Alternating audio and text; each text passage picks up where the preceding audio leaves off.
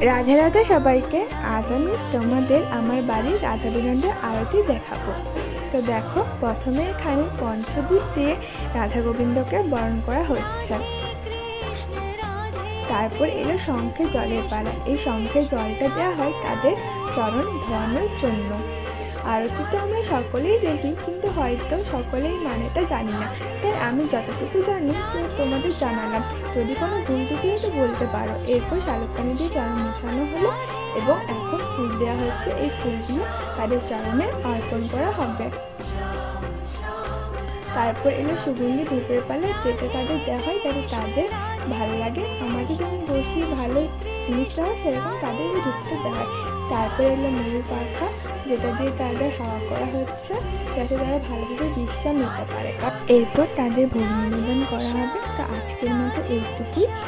এখন আসি। রাধে রাধে, হরে কৃষ্ণ।